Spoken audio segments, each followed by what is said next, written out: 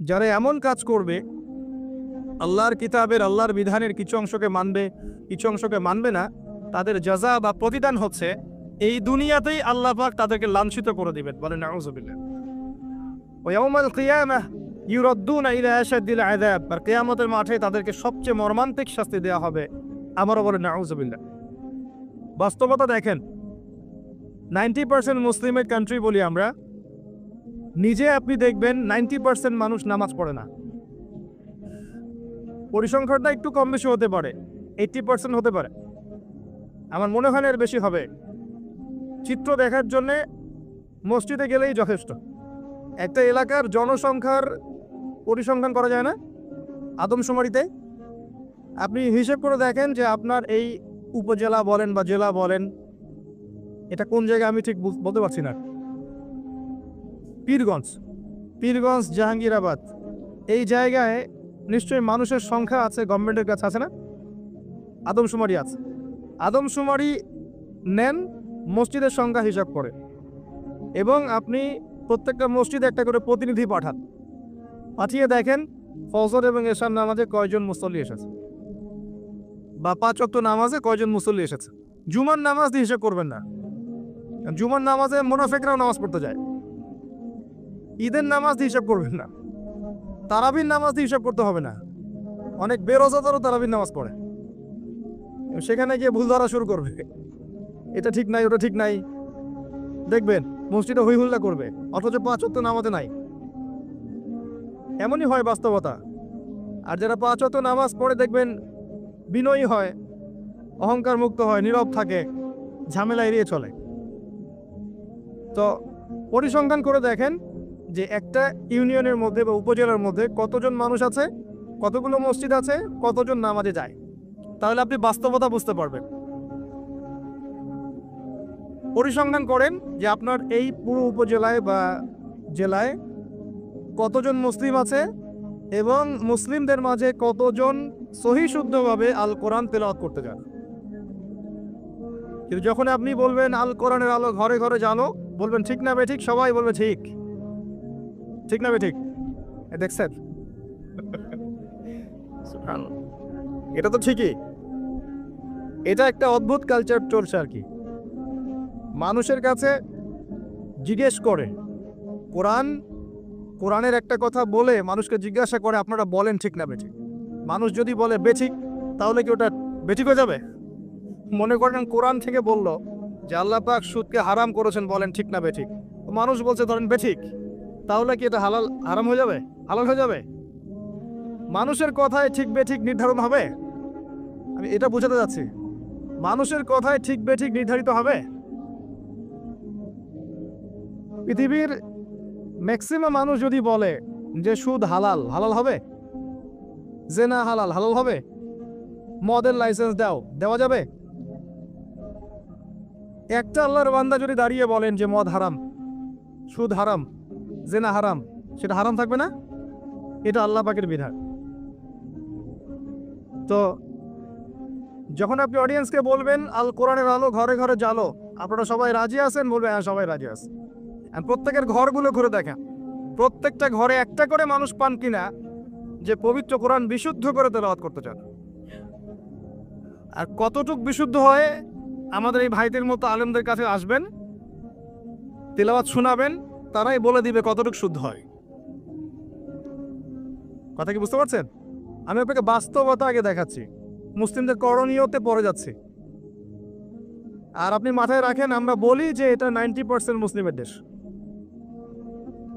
এবার আসেন যারা কোরআন পড়া জানে, বা যারা হাফেজে কোরআন হয়েছে, বা যারা জীবনে অন্তত কোরআনটা বিশুদ্ধ করে তেলাওয়াত করা শিখেছেন, তাদের মধ্যে কত % মানুষ কোরআনের অর্থটা জানে? এটা আবার একটা পরিসংখ্যানের বিষয়। যারা মাদ্রাসা ব্যাকগ্রাউন্ডে পড়েন তাদের কথা ডিফারেন্ট, কিন্তু বাংলাদেশে প্রচুর মানুষ, কয়েক কোটি মানুষ কিন্তু জেনারেল ব্যাকগ্রাউন্ড থেকে আমরা পড়াশোনা করে বের হই। তাদের মধ্যে কতজন মানুষ কোরআন জীবনে পড়েছে, অর্থ বুঝেছে, বা 10টা 20টা সূরা মুখস্থ করেছে, খুঁজে বের করে? 20-30 বছর পড়াশোনা করেও দেখবেন ওযুর ফরজ কয়টা জানে না, নামাজের ফরজ কয়টা জানে না, যাকাতের নিসাব বলতে পারবে না। জিজ্ঞাসা করেন এখন আরবি কোন মাস চলছে বলতে পারবে না। কোনো সম্পর্কই নাই দিনের সাথে। সম্পর্ক এতটুকু, জুমার দিনে যেতে হয়, মসজিদে যাই, ইমাম সাহেব আরবি দিয়ে জানে কি কি বলে, শুনি, 2 রাকাত নামাজ পড়ে খোরমা দেয়, নিয়ে চলে আসে। সমস্যাটা এরকম সংস্কৃতি। তো কোরআন কেন্দ্রিক চিন্তা করে। আবার দেখেন যারা কোরআন আমরা টুকটাক বুঝি ভাঙাচোরা, আমরা আবার কোরআনের আদেশ এবং নিষেধ কতটুকু মেনে চলি, এটা একটা বড় বিষয়। যারা আমরা কোরআন হাদিস কিছুটা বুঝি, তারা আবার কোরআনের আদেশ মানে কিনা, নিষেধ বর্জন করে কিনা, এটা আরেকটা বড় বিষয়। বাস্তবতা এমন, বাস্তবতা দেখবেন কতগুলো ফ্যামিলি পান যে ফ্যামিলিগুলোর মধ্যে পর্দা কায়েম আছে।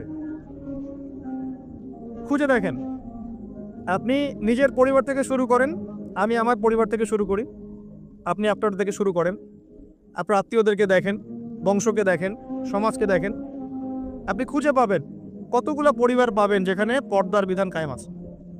পরিবারের মেয়ে পর্দা করে, মা পর্দা করে, বোন পর্দা করে, অল্প সংখ্যক, ইল্লা মাশাআল্লাহ।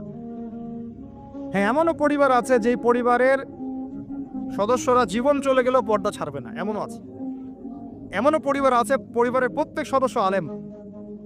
এমনও পরিবার আছে যে নামাজ না পড়লে পরিবারে ভাত দেওয়া হয় না, এমনও আছে। এগুলোর সংখ্যা কত?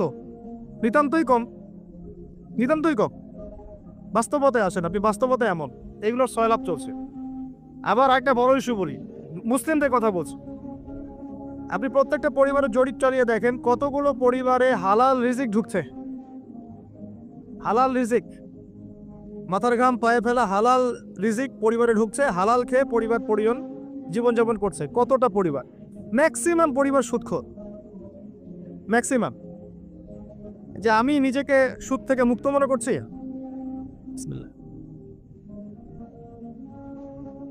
মনে করেন আমি একটা বাসায় ভাড়া থাকি, কথার কথা, মনে করেন কথার কথা। এখন ধরেন বাসার মালিক সুদি ব্যাংক থেকে লোন নিয়ে বাড়ি করেছে, কথার কথা, এক্সাম্পল দিচ্ছি। এখন এই টাকাগুলো, ভাড়াটিয়াদের টাকাগুলো নিয়ে তিনি ব্যাংকের লোন শোধ করেন, কথা বুঝতে পারছেন? আর একবার লোন নিলে তো শোধ করা 4 টাকানি কথা না, চক্রবৃদ্ধি হারে বাড়তে থাকবে। এটাই ওদের উদ্দেশ্য ছিল, রক্ত চুষে খাওয়া, সাক। যার ফলে ধনী ধনী হতে থাকে, গরিব আস্তে আস্তে আরো গরিব হতে থাকে।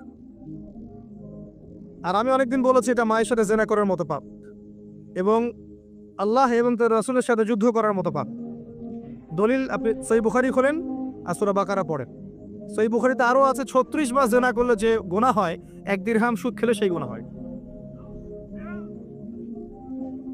এখন মনে করেন আমি রেন্ট দিচ্ছি, বা আরো 10 জন রেন্ট দিচ্ছে, এই রেন্টগুলোকে তিনি একত্রিত করে ঋণ শোধ করছেন সুদের।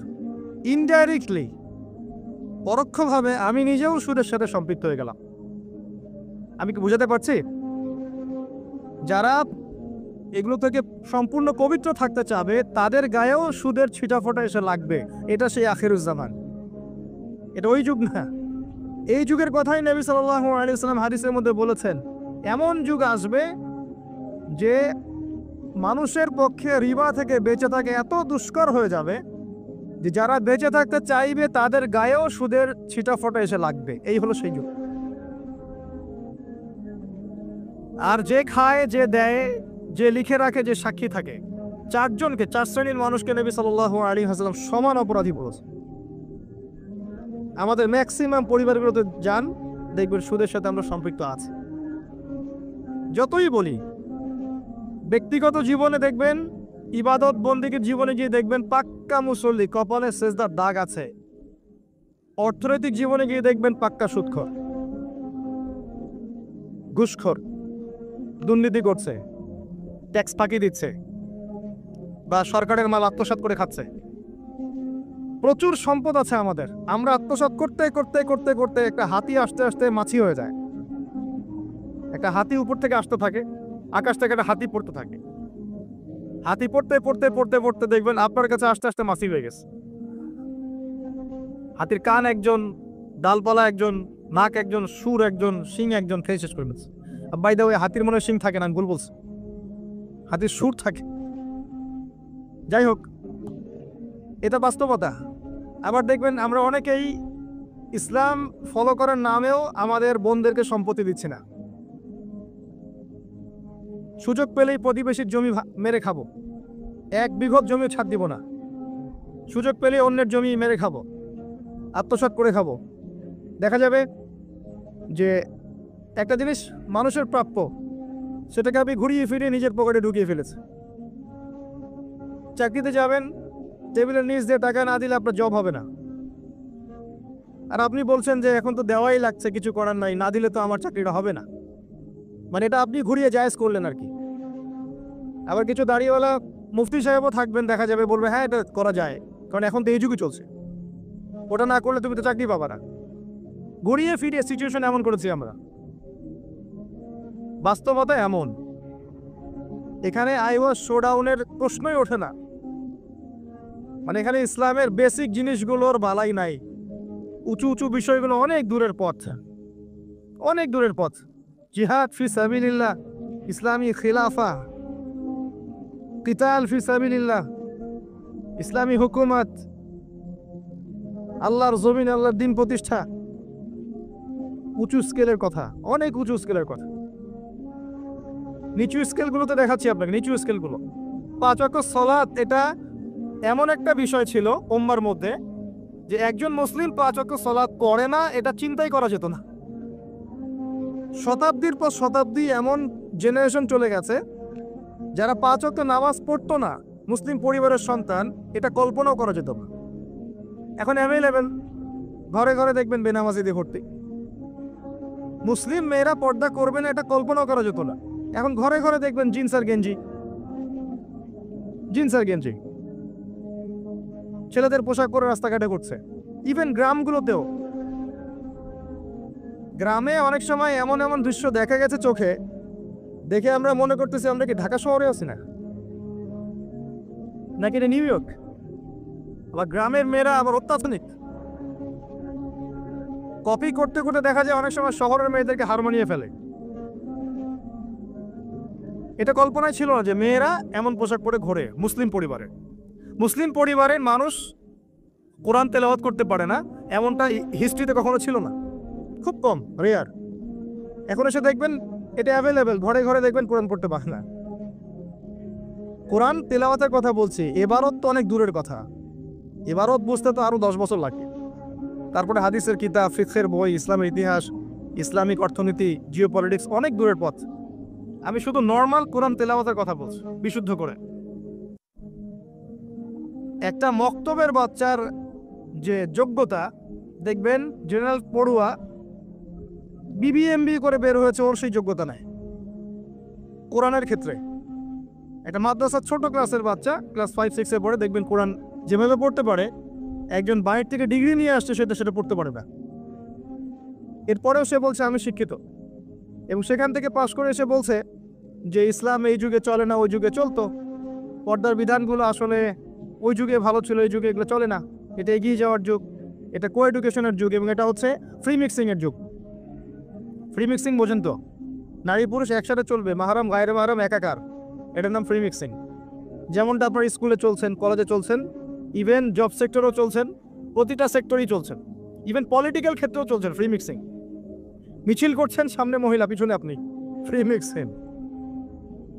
কোনো ওয়াজ মাহফিলে দেখলাম যে মহিলা এসে বক্তব্য দিচ্ছে, হ্যাঁ, পাশে আলেম বসে আছেন, চা খাচ্ছে। আপনি কোথায় আছেন প্রিয় ভাই? বলতে থাকলে অনেক কষ্ট পাই, গলার ভয়েস উঁচু হয়ে যায়, অনেকের খারাপ লাগে। কিন্তু কিছু বিষয় না বললে হক আদায় হয় না, আল্লাহর কাছে জবাবদিহি করতে হবে তখন।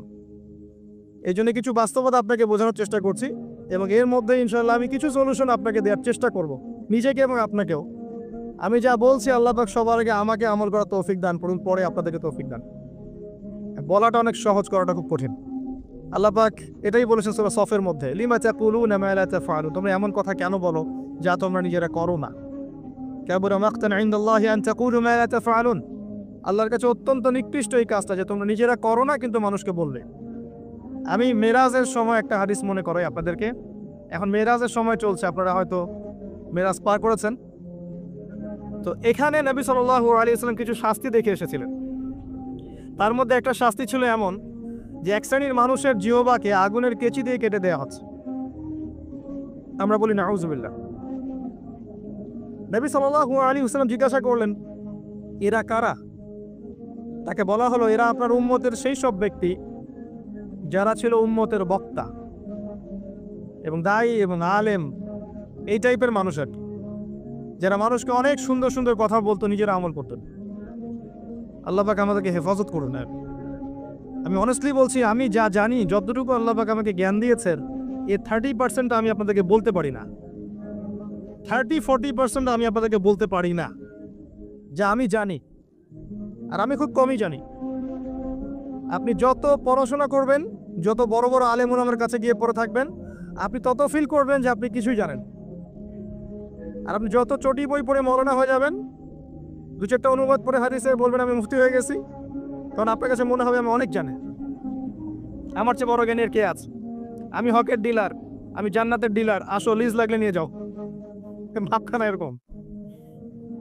তো আমি 30-40% বলতে পারি না, আর যতটুকু পারি তার মনে হয় 50-60% আমল করতে পারি না। যদি এখানে কোনো গজব আসে, আল্লাহ পাকের আল্লাহ না করুক, তাহলে সবার আগে উচিত হবে আমার এখান থেকে চলে যাওয়া। হয়তো আমার কারণেই গজবটা এসেছে। শোনেন, আমাদের সবাইকে বেসিক জিনিসগুলো ঠিক করতে হবে। আমি একটা আয়াত দিয়ে আপনাদেরকে সামনের দিকে নিয়ে যাচ্ছি। আল্লাহ রাব্বুল আলামিন বলেছেন, ইয়া আইয়ুহাল্লাযীনা আমানু, হে মুমিনগণ, আলাইকুম আনফুসাকুম, তোমরা নিজেদের নফসের খবর নাও, নিজেদের নফসকে ঠিক করো, নিজে ভালো হও। যেভাবেই আপনি ব্যাখ্যা করেন অর্থটা এমন, নিজে আগে ভালো হও, নিজের নফসকে ঠিক করো, নিজের নফসের খবর নাও। লা ইয়াদুররুকুম মান দাল্লা ইন ইহতাদাইতুম, তোমরা যদি হেদায়েতের উপর থাকো, তাহলে অন্যরা যদি পথভ্রষ্ট হয়ে যায়, তোমার কোনো ক্ষতি হবে না তোমাদের, ইনশাআল্লাহ। ইলাল্লাহি মারজিউকুম জামিআন, তোমরা সবাই আল্লাহর কাছে ফিরে যাবে একদিন। ফায়ুনাব্বিউকুম, অতঃপর তিনি তোমাদেরকে জানিয়ে দিবেন, বিমা কুনতুম তা'মালুন, যে আমল তোমরা করতে। এই আয়াত দিয়ে মুফতি তকি উসমানী, আল্লামা তকি উসমানী দামাত বারাকাতু, তার একটা কিতাব আছে তাসাউফ ও আত্মশুদ্ধি, এই পুরো বইটা তিনি একটা আয়াত দিয়ে লিখেছেন।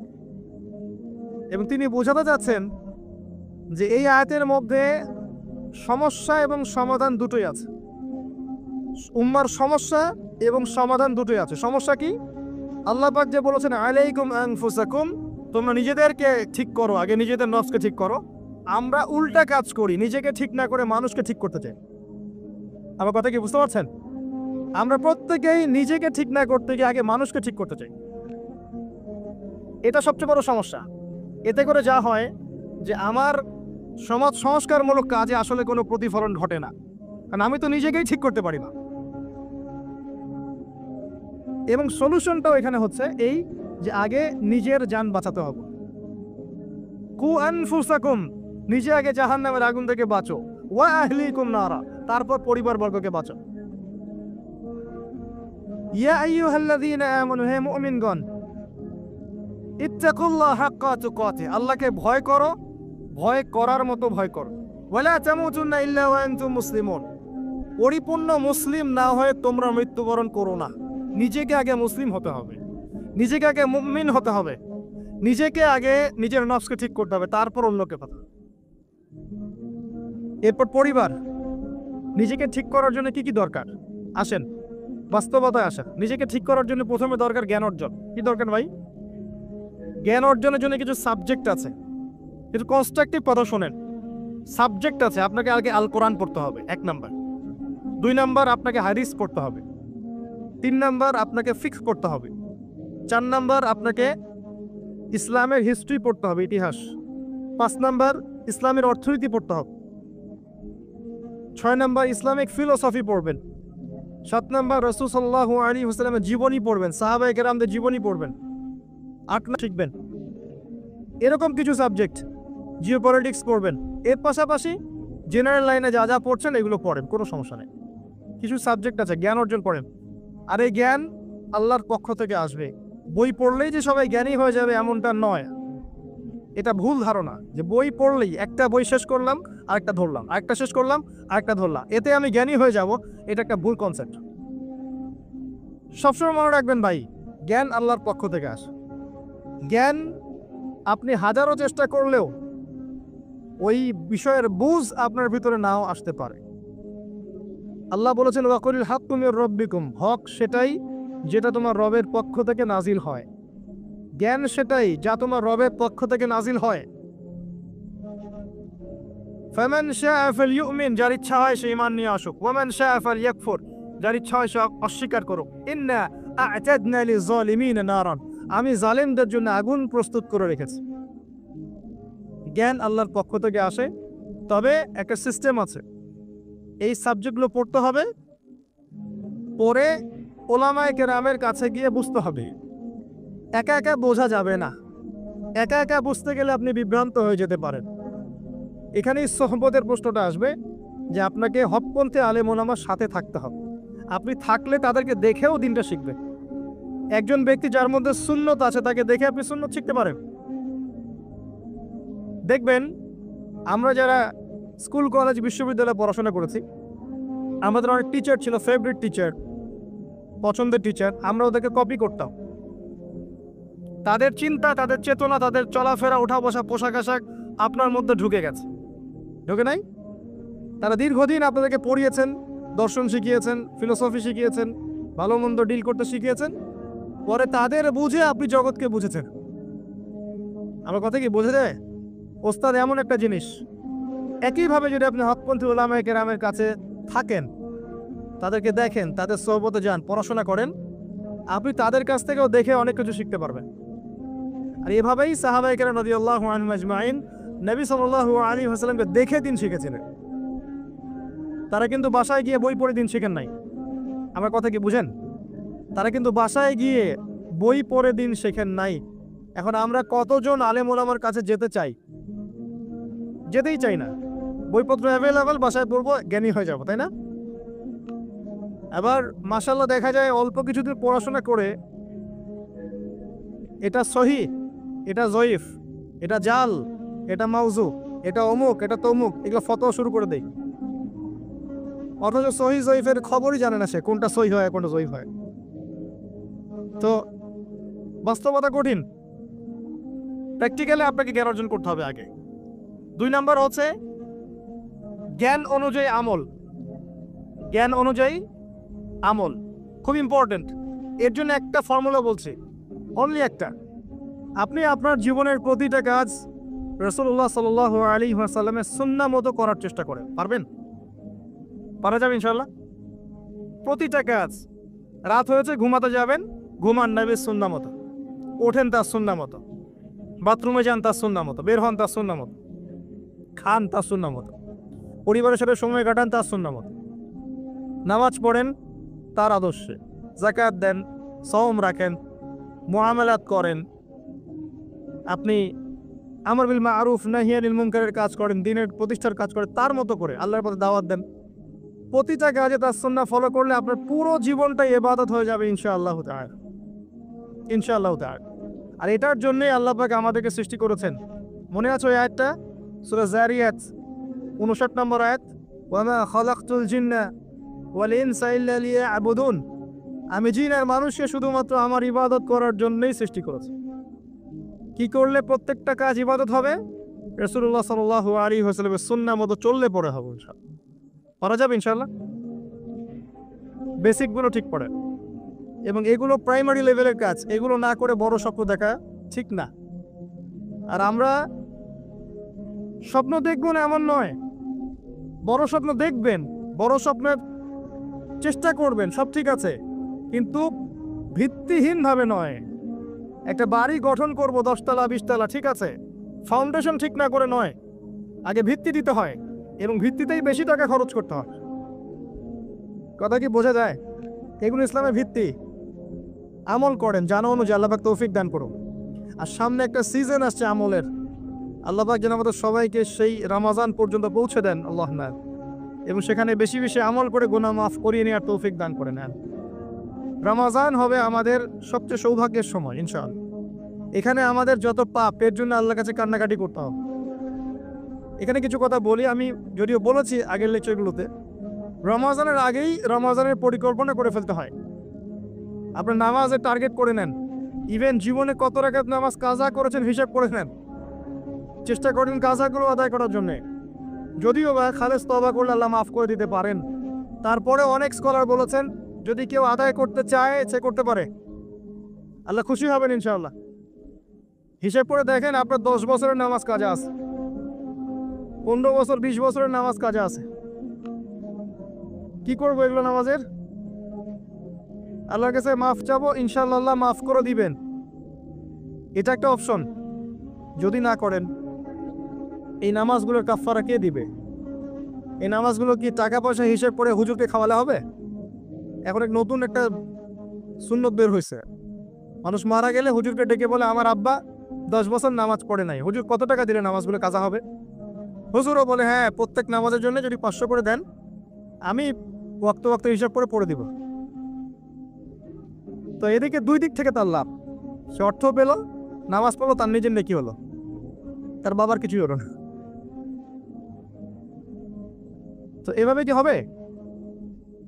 আদায় করতে হবে। আরেকটা সহজ বুদ্ধি আছে, একটা না দুইটা, আল্লাহ পাক আমাদেরকে তৌফিক দান করুন। জামাতে নামাজ পড়।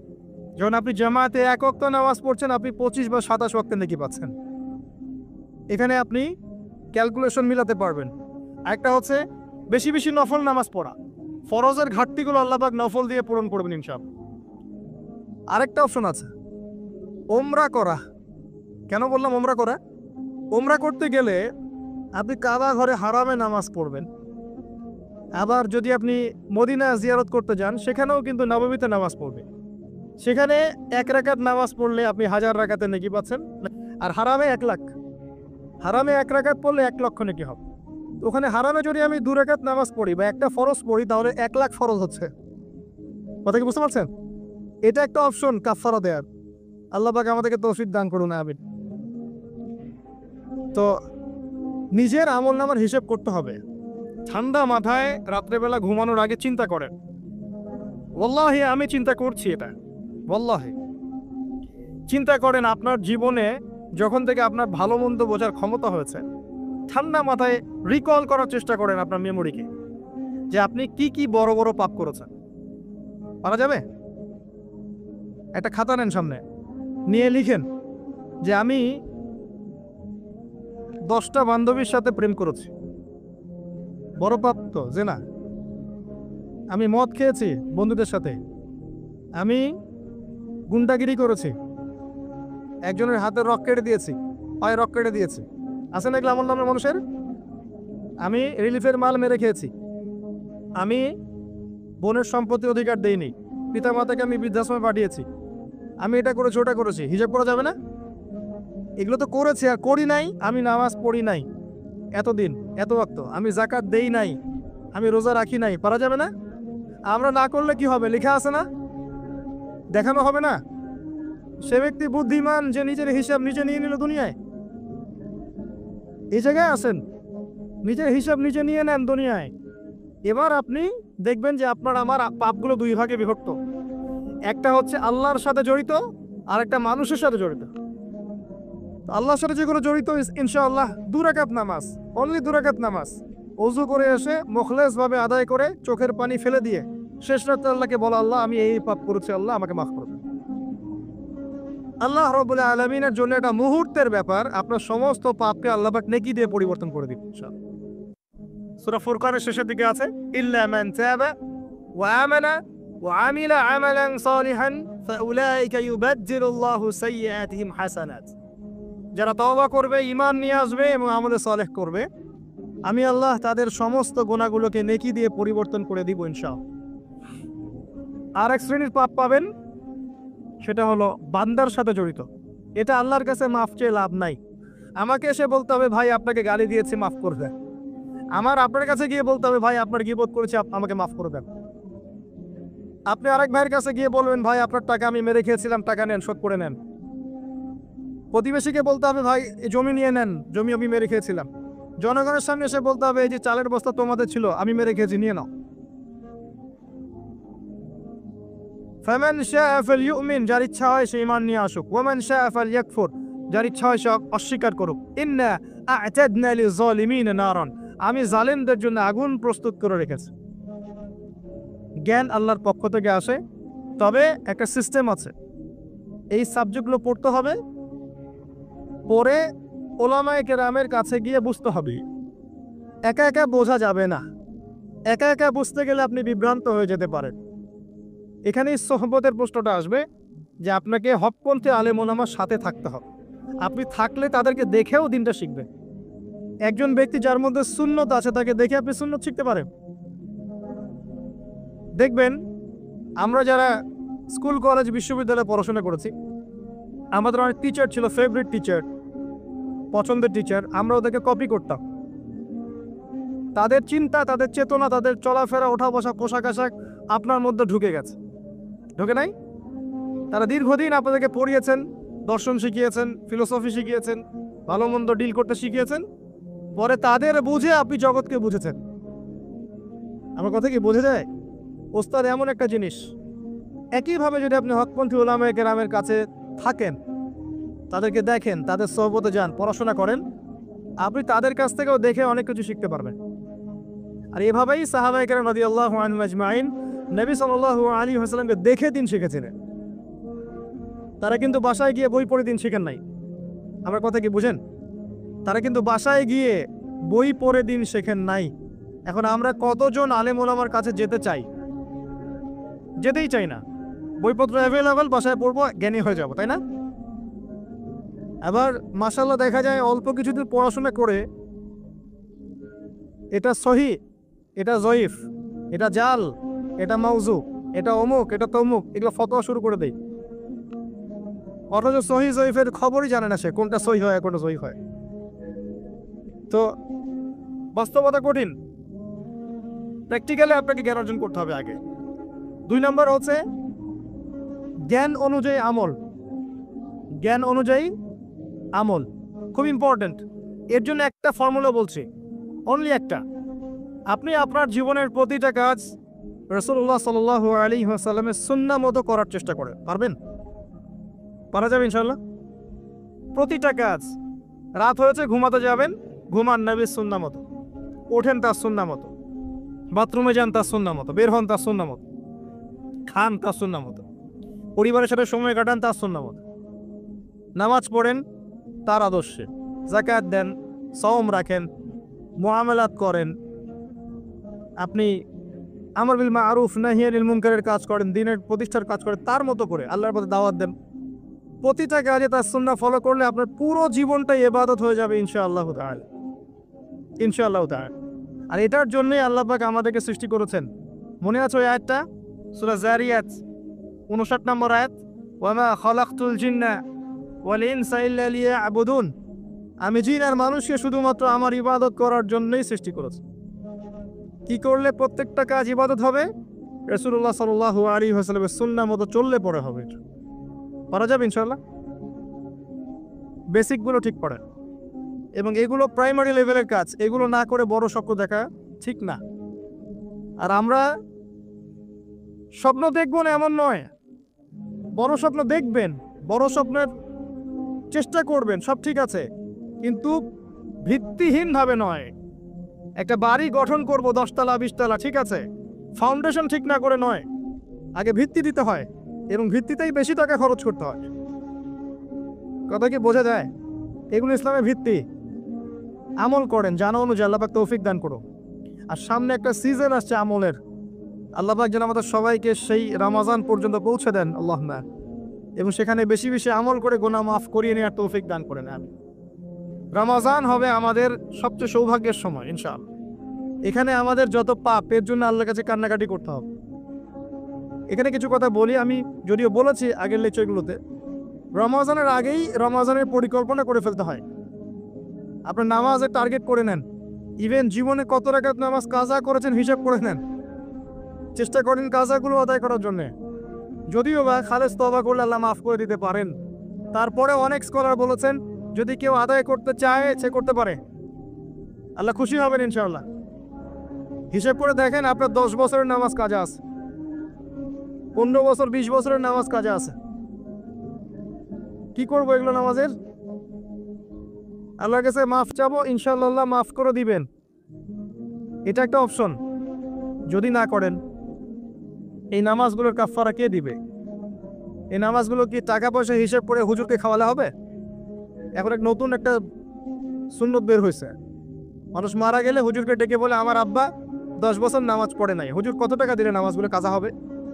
হুজুরও বলে হ্যাঁ, প্রত্যেক নামাজের জন্য যদি 500 করে দেন, আমি ওয়াক্ত ওয়াক্ত হিসাব করে পড়ে দিব।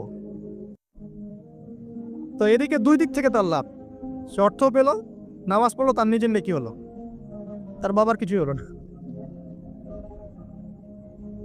তো এভাবে কি হবে? আদায় করতে হবে। আরেকটা সহজ বুদ্ধি আছে, একটা না দুইটা। আল্লাহ পাক আমাদেরকে তৌফিক দান করুন। জামায়াতে নামাজ পড়। যখন আপনি জামায়াতে এক ওয়াক্ত নামাজ পড়ছেন, আপনি 25 বা 27 ওয়াক্তের নেকি পাচ্ছেন। এখানে আপনি ক্যালকুলেশন মিলাতে পারবেন। একটা হচ্ছে বেশি বেশি নফল নামাজ পড়া, ফরজের ঘাটতিগুলো আল্লাহ পাক নফল দিয়ে পূরণ করবেন ইনশাআল্লাহ। আরেকটা অপশন আছে, ওমরা করা। কেন বললাম ওমরা করা? ওমরা করতে গেলে আপনি কাবা ঘরে হারামে নামাজ পড়বেন। আবার যদি আপনি মদিনা জিয়ারত করতে যান, সেখানেও কিন্তু নববীতে নামাজ পড়বেন। সেখানে 1 রাকাত নামাজ পড়লে আপনি 1000 রাকাতের নেকি পাচ্ছেন, আর হারামে 1 লাখ। হারামে 1 রাকাত পড়লে 1 লক্ষ নেকি হবে। তো ওখানে হারামে যদি আমি 2 রাকাত নামাজ পড়ি বা একটা ফরজ পড়ি, তাহলে 1 লাখ ফরজ হচ্ছে। কথা কি বুঝতে পারছেন? এটা একটা অপশন কাফারা দেয়ার। আল্লাহ পাক আমাদেরকে তৌফিক দান করুন, আমিন। তো নিজের আমল নামার হিসেব করতে হবে। ঠান্ডা মাথায় রাত্রেবেলা ঘুমানোর আগে চিন্তা করেন, ওয়াল্লাহি আমি চিন্তা করছি এটা, ওয়াল্লাহি চিন্তা করেন আপনার জীবনে যখন থেকে আপনার ভালো মন্দ বোঝার ক্ষমতা হয়েছে, ঠান্ডা মাথায় রিকল করার চেষ্টা করেন আপনার মেমোরিকে, যে আপনি কি কি বড় বড় পাপ করেছেন। পারা যাবে? একটা খাতা নেন সামনে, নিয়ে লিখেন যে আমি 10টা বান্ধবীর সাথে প্রেম করেছি, বড় পাপ তো যে না। আমি মদ খেয়েছি বন্ধুদের সাথে, আমি গুন্ডাগিরি করেছি, একজনের হাতে রক কেটে দিয়েছি, পায়ে রক কেটে দিয়েছে, আছে না এগুলো আমল নামা মানুষের? আমি রিলিফের মাল মেরে খেয়েছি, আমি বোনের সম্পত্তি অধিকার দিইনি, পিতা মাতাকে আমি বৃদ্ধাশ্রমে পাঠিয়েছি, আমি এটা করেছি ওটা করেছি, হিসাব করা যাবে না? এগুলো তো করেছি আর করি নাই। আমি নামাজ পড়ি নাই এতদিন, এত ওয়াক্ত, আমি যাকাত দেই নাই, আমি রোজা রাখি নাই, পারা যাবে না? আমরা না করলে কি হবে? লেখা আছে না, দেখানো হবে না?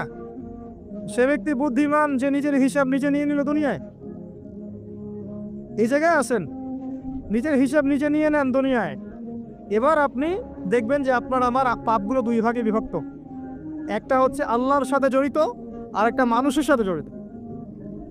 আল্লাহর সাথে যেগুলো জড়িত, ইনশাআল্লাহ 2 রাকাত নামাজ, অনলি 2 রাকাত নামাজ, ওযু করে এসে মুখলেস ভাবে আদায় করে চোখের পানি ফেলে দিয়ে শেষ রাতে আল্লাহকে বলা, আল্লাহ আমি এই পাপ করেছি, আল্লাহ আমাকে মাফ করে দিন। আল্লাহ রাব্বুল আলামিনের জন্য এটা মুহূর্তের ব্যাপার, আপনার সমস্ত পাপকে আল্লাহ পাক নেকি দিয়ে পরিবর্তন করে দিবেন ইনশাআল্লাহ। সূরা ফুরকানের শেষের দিকে আছে, ইল্লা মান তাবা ওয়া আমানা ওয়া আমিলা আমালান সালিহান ফাউলাইকা ইউবাদদিলুল্লাহু সাইয়্যাতিহিম হাসানাত।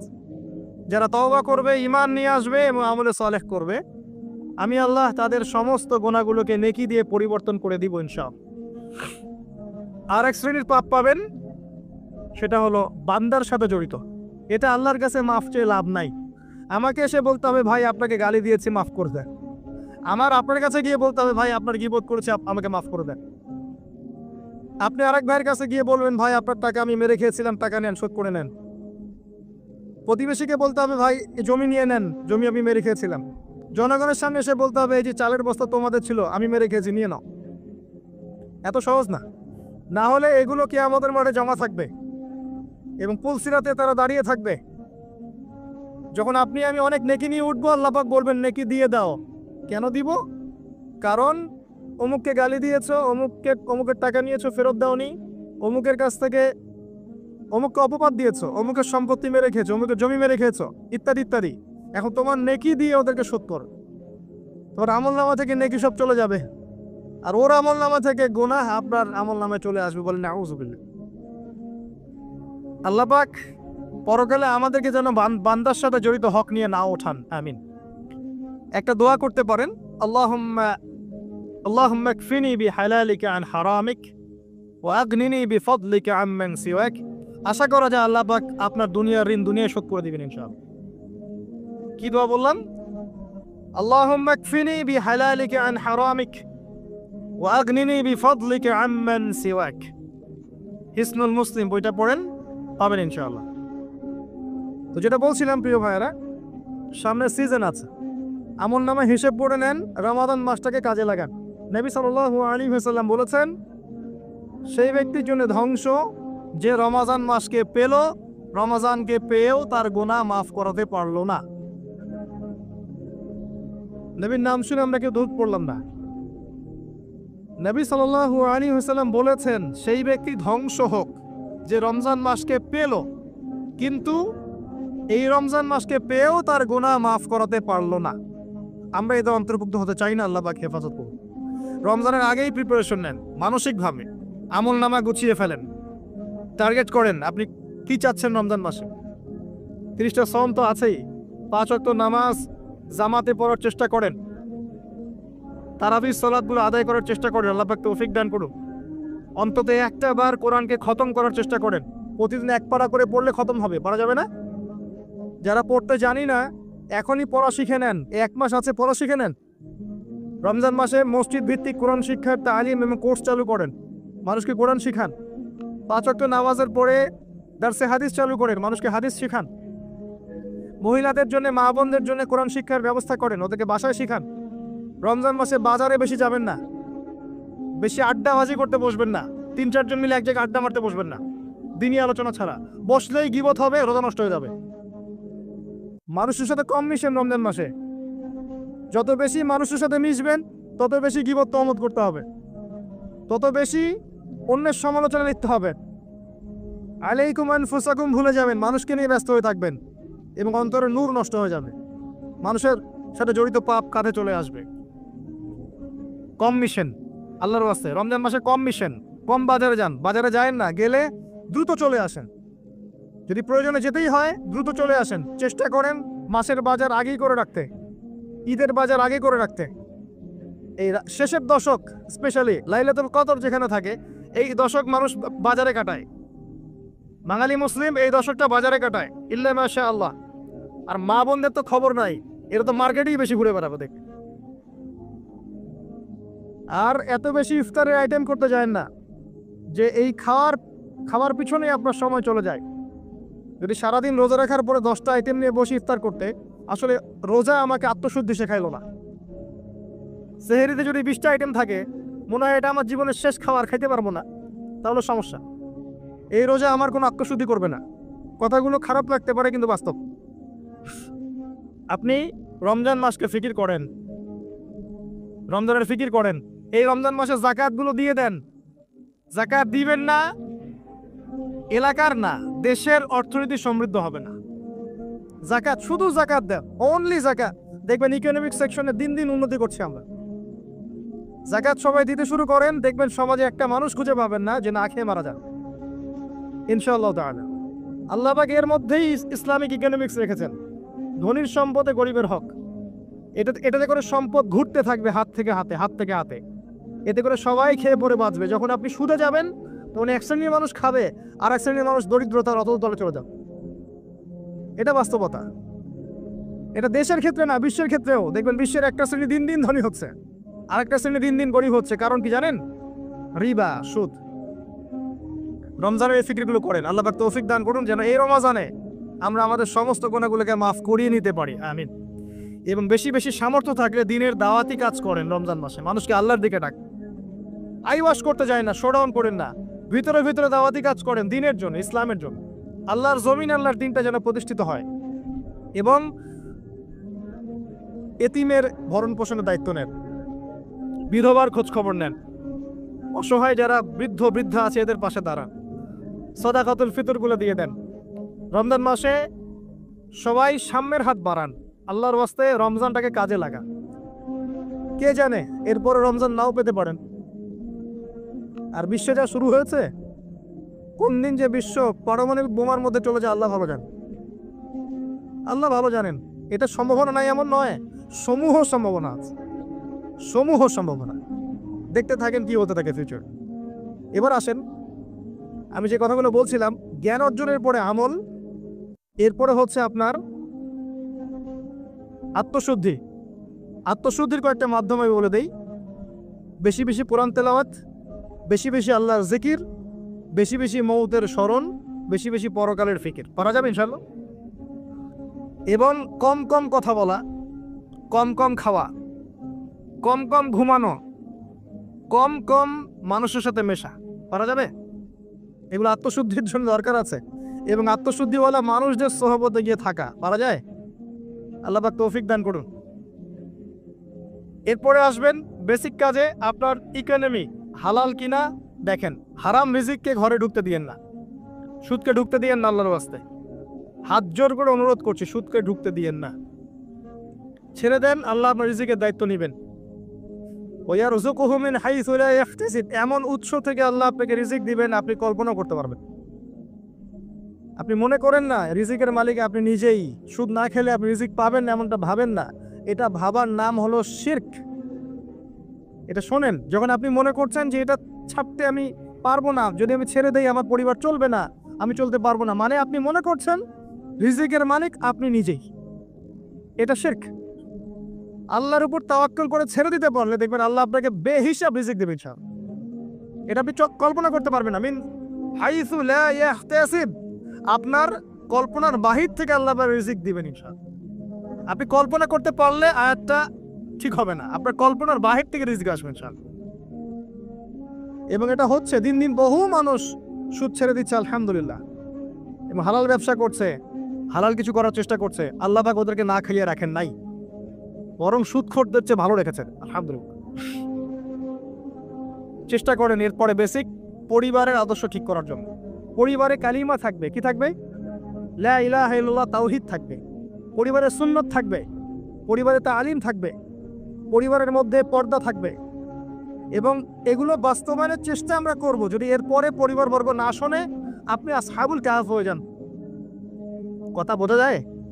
যদি বলতে বলতে বুঝাতে বুঝাতে দাওয়াত দিতে দিতে আপনি ক্লান্ত হয়ে যান, কিছুতেই মানুষ আপনার পরিবারবর্গ কথা না শোনে, সেপারেট পরিবার গঠন করে, আলাদা পরিবার করেন, একা থাকেন, সুসম্পর্ক বজায় রাখেন, যার যার হক তাকে তাকে দিয়ে দেন, কিন্তু আপনি আলাদা পরিবার গঠন করেন, নিজে একা থাকেন। আমরা অনেকে মনে করি যে আলাদা হয়ে যাওয়াটা খারাপ। আত্মীয়তার সম্পর্ক বজায় রেখে আলাদা ইসলামিক পরিবার গড়া সুন্নত। কথা কি বুঝাতে পারছি না? আত্মীয়তার সম্পর্ক বজায় থাকবে, যার যার হক তাকে তাকে আপনি দিবেন, দিয়ে আপনি স্বতন্ত্র আদর্শ ইসলামিক পরিবার গড়বেন, এটা সুন্নত। কারণ একটা বড় পরিবার যেখানে আপনি দিন পালন করতে পারছেন না, পর্দা নাই, হালাল রিজিক নাই, আপনার আত্মনির্ভরশীলতা নাই, আপনার মতামতের কোনো মূল্য নাই, ইসলাম আপনি পালন করতে চান, বাধা দেওয়া হয়, আপনি আলাদা হয়ে যান, আলাদা স্বতন্ত্র পরিবার গঠন করেন দিনের জন্য, এবং আদর্শ স্ত্রীকে বিয়ে করেন, আদর্শ সন্তান মানুষ করেন। দেখবেন আগামীতে ইনশাল্লাহ পরিবারটা ভালো ফলাফল বয়ে আনবে ইনশাল্লাহ। কিছু করার নাই, ইসলামের জন্য আমাকে স্বার্থপর হতে হবে। ইসলামের জন্য স্বার্থপরতার সুযোগ আছে। যখন দাওয়াত দিতে দিতে বোঝাতে বোঝাতে মানুষ একবারে ক্লান্ত হয়ে যায়, তখন নূহ আলাইহিস সালাম পর্যন্ত বলেছেন, রব্বি আন্নী মাগলুবুন ফান্তাসির, আল্লাহ আমি পরাজিত হয়ে গেছি, আমাকে সাহায্য করো। আল্লাহ পাক প্লাবন নামিয়ে দিয়ে সবাইকে ধ্বংস করে দিয়েছে। লূত আলাইহিস সালাম শেষমেশ তার স্ত্রীকে ছেড়ে চলে গেলেন। নূহ আলাইহিস সালাম তার সন্তানকে রেখে চলে গেলেন। মুহাম্মদ সাল্লাল্লাহু আলাইহি ওয়াসাল্লাম তার চাচাদেরকে রেখেই চলে গেলেন মদিনায়, হিজরত করলেন। চাচার ইসলাম কবুল করলো না। আবু লাহাব করেছে? করে নাই। ইভেন আবু তালেব, যিনি দীর্ঘদিন নবী সাল্লাল্লাহু আলাইহি ওয়াসাল্লামকে সাপোর্ট দিয়েছেন, সর্বশেষে গিয়ে কালিমা পড়তে বলেছেন নবী সাল্লাল্লাহু আলাইহি ওয়াসাল্লাম, তিনি কালিমা পড়েন নাই, বলেছেন আমি আব্দুল মুত্তালিবের ধর্মের উপরই থাকলাম। কি হলো তাহলে?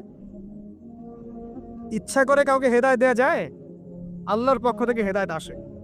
আসহাবুল কাহফ সমাজে টিকতে পারলেন না, গুহায় চলে গেলেন। আল্লাহ 309 বছর ঘুম পাড়িয়ে রাখলেন, আবার জীবিত করলেন। তারা কি জান্নাতি নন? ইব্রাহিম আলাইহিস সালাম বাবাকে এত নসিহত করলেন, বাবা বলল বের হ বাসা থেকে, না হলে মাথা ফাটিয়ে দেবো রজম করে। উনি চলে গেলেন, সাথে একজন তার স্ত্রী সারা আলাইহিস সালাম, তাকে নিয়ে চলে গেলেন প্যালেস্টাইন। প্যালেস্টাইনের নাম শুনেছেন?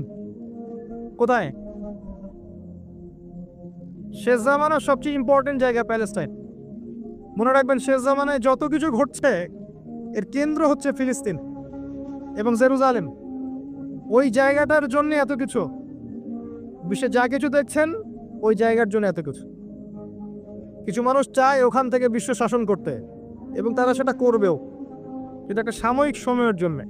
তারপরে ইনশাআল্লাহ তাআলা মুসলিমরা ওদের গর্দান উড়িয়ে দিবে ইনশাআল্লাহ।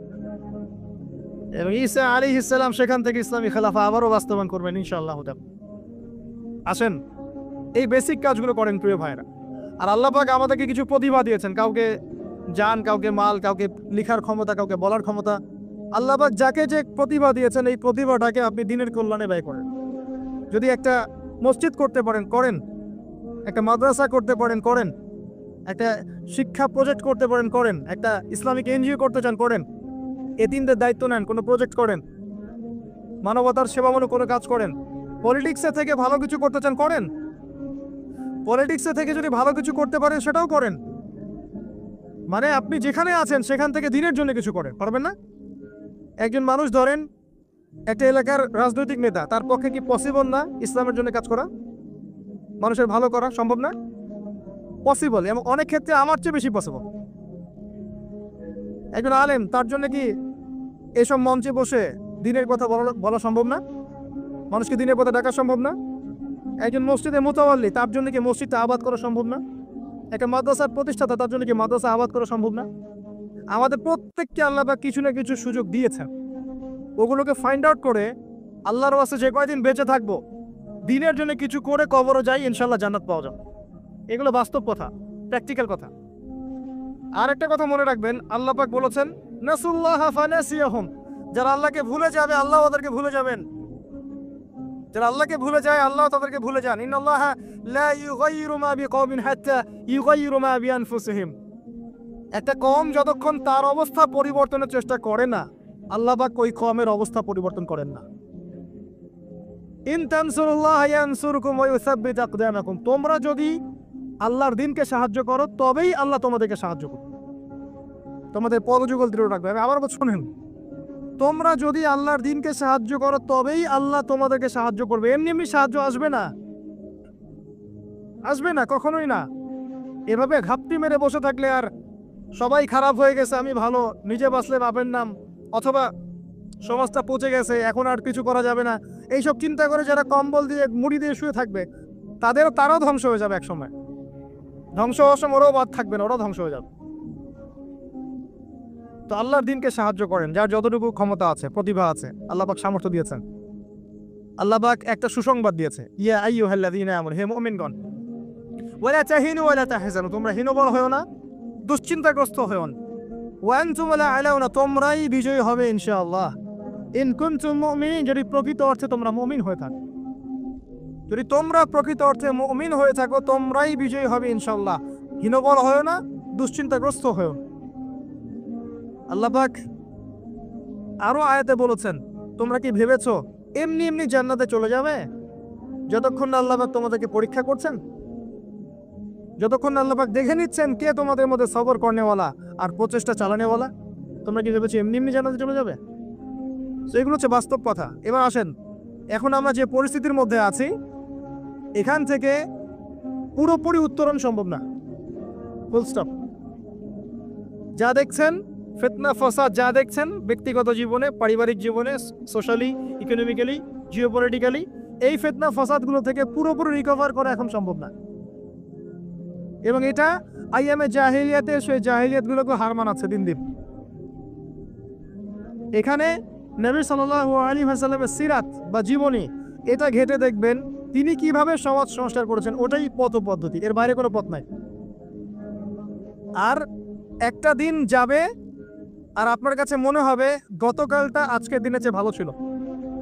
যত দিন যাবে আলামাতুস সাআহ, আখিরুজ জামানের সাইনগুলো আরো প্রকাশিত হতে থাকবে। মানুষ মারা যাবে, মানুষ বেশি বেশি মরবে, মহামারীতে হোক, হত্যাকাণ্ডে হোক, যুদ্ধে হোক, মানুষ মরবে বেশি বেশি সামনে। উলামায়ে কেরামের সংখ্যা কমতে থাকবে, জাহেলদের সংখ্যা বাড়বে। যত দিন যাবে আল্লাহর প্রাকৃতিক গজবগুলো বাড়বে, ভূমিকম্প বলেন, মহামারী বলেন, জলোচ্ছ্বাস বলেন, ভূমিধস বলেন, আকৃতি পরিবর্তন বলেন, এগুলো বাড়বে। যত দিন যাবে হালাল রিজিক সংকীর্ণ হবে, জিনা বাড়বে, মাদক বাড়বে, মানুষ জিনা করবে হালাল মনে করে মাদক খাবে হালাল মনে করে। যত দিন যাবে মেয়েদের সংখ্যা বাড়বে, পুরুষরা কমতে থাকবে, এবং ছেলেরা মেয়ের পোশাক পরে ঘুরবে, মেয়েরা ছেলের পোশাক পরে ঘুরবে। যতদিন যাবে ফাংশনাল জায়গাগুলোতে মেয়েরা চলে আসবে, ছেলেরা পিছিয়ে পড়বে। যতদিন যাবে যুদ্ধ বিগ্রহ বাড়বে, এবং সামনের যুদ্ধগুলো প্রথম ওয়ার্ল্ড ওয়ার, সেকেন্ড ওয়ার্ল্ড ওয়ারকে হার মানাবে। ওগুলো কিছুই নেই সামনে, ম্যাসাকার হয়ে যাবে পৃথিবী, ম্যাসাকার। একটা কান্ট্রি, অস্ট্রিয়া হাঙ্গেরি, সেখানে রাজপুত্রকে গুলি করা হয়েছে তার স্ত্রী সহ। এই ইস্যুটাকে কেন্দ্র করে সে তার পার্শ্ববর্তী দেশটাকে আক্রমণ করলো 2 সপ্তাহ পরে। এখন পার্শ্ববর্তী দেশের বন্ধু রাষ্ট্র ছিল রাশিয়া। সে বলল যে আমার বন্ধুকে আক্রমণ করা হলে আমি চুপ থাকবো না। আর অস্ট্রিয়া হাঙ্গেরি বলল আমি আমার বন্ধুকে ডেকে নিয়ে আসছি। তাহলে কে তোমার বন্ধু? জার্মানি। জার্মানিকে ডেকে আনা হলো, জার্মানি যুদ্ধে ঝাঁপিয়ে পড়লো অস্ট্রিয়া হাঙ্গেরির জন্য। রাশিয়া এদিক থেকে জার্মানিকে আক্রমণ করছে, জার্মানি এদিক থেকে ডিফেন্ড করছে। এদিকে অস্ট্রিয়া হাঙ্গেরি তার প্রতিবেশীকে আক্রমণ করছে। এবার ফ্রান্স বলল যে রাশিয়া আমার বন্ধু, আমি জার্মানিকে ছাড়বো না। তখন ফ্রান্স যুদ্ধে চাপ দিল, সে জার্মানির এগেইনস্টে যুদ্ধ করলো। ম্যাসাকার অবস্থা, এমন যুদ্ধ যে একদিনে 17,000 মানুষ মারা গেছে। কয়েক ঘন্টার মধ্যে 17,000 মানুষ শেষ, এমন হয়েছে। এবং পানির পথে, আকাশ পথে, সব পথেই হয়েছে। এবার ব্রিটেন বলছে, যে ফ্রান্স আমার বন্ধু, আমিও চুপ থাকবো না, সেও যুদ্ধে চলে আসলে। কি ইস্যুটা ছিল? ওই যে রাজপুত্রকে গুলি করে হত্যা করেছে 1914 সালের সামার, গ্রীষ্মকালে। এই একটা ইস্যু থেকে আস্তে আস্তে একটা করে দেশ হতে আমেরিকা পর্যন্ত ইনভলভ হয়েছে। এবং 5 থেকে 6 বছরের ব্যবধানে কয়েক কোটি মানুষ মারা গেছে, কয়েক কোটি। এগুলো হিস্ট্রি পড়েন। সামান্য ইস্যু নিয়ে বিশ্বে কি হতে পারে আপনার কল্পনা নাই। সিরিয়ার ইস্যুটা দেখবেন, সামান্য ইস্যু ছিল, আস্তে আস্তে 10টা 12টা 15টা রাষ্ট্র ইনভলভ হয়ে গেল, মানুষ মরে শেষ, রেফিউজি, ম্যাসাকার অবস্থা। বিশ্ব এদিকে যাচ্ছে আস্তে আস্তে। চিরদিন এমন অবস্থা থাকবে না। নিজের আখের গোছান, নিজের আকীদা ঠিক করেন, আমল ঠিক করেন, পরকালের প্রস্তুতি নেন, হিসেব কিতাব চুকিয়ে দেন, হালাল খান, পরিবার গঠন করেন, পর্দা কায়েম করেন, দিনের জন্য কিছু করেন। সময় নাই হাতে আমাদের। ব্যক্তিগত কাজগুলো বেশি বেশি করে করেন, ওই দিকে দেখার সময় নাই। ওগুলো দেখে আপনি কিছু করতে পারবেন না, কারণ হাত বন্ধ, কিছু করার নাই। অতএব ওইসব বড় বড় ফিকির করে এখন আপনার লাভ নাই। ওটা যাদের করা তারা করবে, যাদের ওইসব ক্ষমতা আছে ওরা করবে, আমি করতে পারবো না। কিন্তু পরিস্থিতি বুঝতে পারছি যে পরিস্থিতি ভালো না, নিজের পরকালের ফিকির করেন। যতদিন যাবে এগুলো বাড়বে, এবং মানুষের মধ্যে নৈতিকতা কমবে, পারস্পরিক হৃদ্যতা, ভালোবাসা কমে যাবে। বাপকে হত্যা করবে সন্তান, মাকে হত্যা করবে সন্তান, পিতা মাতার সাথে দাসীর মতো আচরণ করা হবে। দেখবেন কয়েকদিন পর জেনা এমনভাবে বাড়ছে যে মানুষ মেয়েদের দিকে আকর্ষণ হারিয়ে ফেলে ছেলেদের সাথে জেনা করা শুরু করবে। নাউজুবিল্লাহ পড়ছেন? এটা বাড়ছে দিন দিন। এটাকে বলে হোমোসেক্সুয়ালিটি বা সমকামিতা, দিন দিন বাড়ছে। এরপরে দেখবেন বাচ্চাদেরকে ধরে ধর্ষণ করা হবে, এটাও দিন দিন বাড়ছে এখন। এরপর মানুষ কি করবে জানেন? গবাদি পশুর সাথে জেনা করবে। দেখে নিয়েন, এই কথাও ফলবে ইনশাআল্লাহ। আর ইকোনমিক সেকশনে তো অনেক আগে বলেছিলাম, আপনার টাকার মান কমবে, সম্পত্তি লস হবে, দিন দিন এদিকে ওয়ার্ল্ড যাবে। কি করবেন? ওই যে কাজগুলো বলেছি, বেসিক কাজগুলো ঠিক করেন। আল্লাহর ওয়াস্তে প্রথমে তওবা করে আল্লাহর দিকে ফিরে আসেন, আকীদা ঠিক করেন, আমল বেশি বেশি করার চেষ্টা করেন, সুন্নাহ মাফিক জীবনযাপন করেন, আল্লাহর ওয়াস্তে হালাল খান, হারামে যায়েন না, পারিবারিক আদর্শ সুন্দর করার চেষ্টা করেন। যদি কথা না শুনে একক পরিবার গড়ে তোলেন, সন্তানকে মানুষ করেন, আপনার জানমাল যা আছে এটা দিয়ে দিনের কোনো খেদমত করেন, চেষ্টা করেন দিনের কোনো কল্যাণ করার জন্য, যেটাকে নিয়ে আপনি আল্লাহর সামনে দাঁড়াবেন। আল্লাহ, আমি মাজুর ছিলাম, এতটুকু করে তোমার কাছে এসেছি, আমাকে মাফ করে দাও। এর বেশি কিছু আমার বলারও নাই, আসলে আমাদের করারও আছে বলে আমার মনে হয়।